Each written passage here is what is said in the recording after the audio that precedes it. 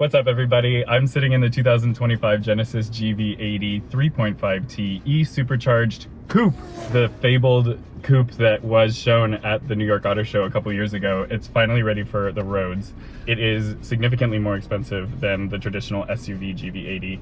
This one starts with the 3.5T at $81,300 including destination. This with the E-Supercharger is $87,100 including destination.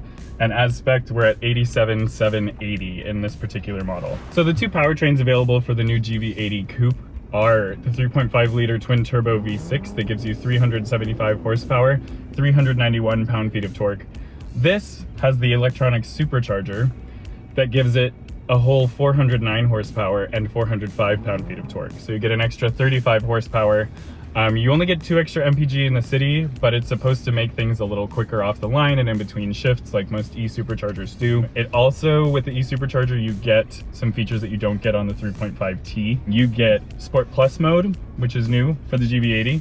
You also get standard 22-inch wheels. You get launch control, and you also get a brake feel adjustment feature. The new GV80 Coupe competes with things like the BMW X6, Mercedes-Benz GLE Coupe, Audi Q8, but let's get moving and see how it drives. Genesis has decided to release the Coupe as a sportier option in comparison to the SUV. As I said, it gives you a Sport Plus driving mode that allows you some pretty aggressive upshifts at deceleration, and it's definitely makes things feel sporty. The ride is a little bit sharper than the regular SUV, which isn't a bad thing at all. The regular SUV is very comfortable. This is just like slightly sportier. Even though it is labeled as a coupe, it's not a real coupe. It does have 2 rear doors, but that's the trend, is the coupe SUVs. We are in sport mode right now. That's that twin turbo and E-charged V6, making sure the GoPro's still up there. You have the option to change the interior sound levels where it amplifies for you, which we've turned off because it's a little bit much, but it sounds great without any pumped-in audio or anything like that. It's a great powertrain. The ride is solid, incredibly comfortable inside. Beautiful, most importantly, beautiful interior and exterior. I think that's my favorite thing about the Genesis brand, is how unique they look. All of the cars, you will never see a Genesis and mistake it for anything else. It's a very unique appearance.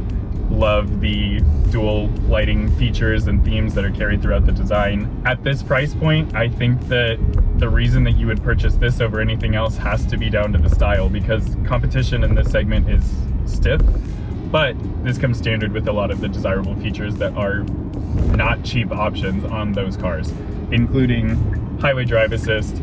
All of the ADAS features come standard on this vehicle. You get heated and cooled front and rear seats, electronically reclining rear seats, the list continues. So there are really very few options that you can add to the GV80 Coupe. One being the color. This one is a special white that gives us a little extra color, a little extra pearl in the color, which is beautiful. You get a couple colors available on this that are not available on the standard SUV. You also get interior color choices that are not available in the standard SUV. So Genesis has done a good job of making this a little bit more distinctive than the SUV. I will say the new grille that's only on the coupe is less interesting in my perspective than the new grille on the SUV, but that's a matter of taste. I do think that this is one of the most effective transitions from SUV to coupe style SUV out of them all. I think it's a really beautiful silhouette, nice spoiler on the back. It keeps things looking good, and I actually fit in the back seat. There's a good amount of headroom and a good amount of legroom. It's very comfortable back there. It's also, this panoramic sunroof keeps things nice and airy. You don't really feel claustrophobic like you can in some of the lower slung SUVs, but it's a good car. I will say the gas mileage is pretty awful for something this size. We've been going for quite a while and we've hardly gotten into the high teens. We're at about 17 mpg combined right now with some highway and back road driving, not really pushing it very hard either. So this is not a traditional hybrid that's going to give you increased fuel economy. The e-charger is for increased performance. That said, the performance isn't neck snapping, but it is more than enough. You're going to be plenty happy with the performance of this thing. The coupe gets the same 27-inch OLED screen that comes on the new 2025 Genesis GV80 SUV. So it is a single-piece tablet-style infotainment system that is connected to the digital display. You also get a standard heads-up display, which is really nice. This new 27-inch OLED screen is very responsive, beautiful graphics. It's a little convoluted. There's a lot of menu digging that you kind of have to do to get to what you want. But if what you're looking for is the car to curate a mood for you, you're in luck, because this has a mood curator, which allows you to select a combination of different things that you can choose: vitality, delight, care, or comfort. And in these modes, it will play sounds, it will give you scents, it will massage your seat, it'll do this whole show and dance for you to curate a mood, whatever that means. So if that's your shtick, then it's available on this car with the e-supercharger. The coupe is a little bit less practical than the SUV.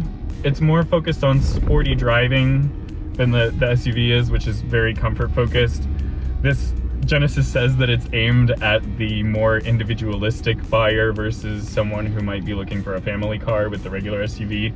But if you're looking for a stylish, sporty, fun enough to drive, powerful, luxurious coupe style SUV, then you should consider the 2025 Genesis GV80 Coupe.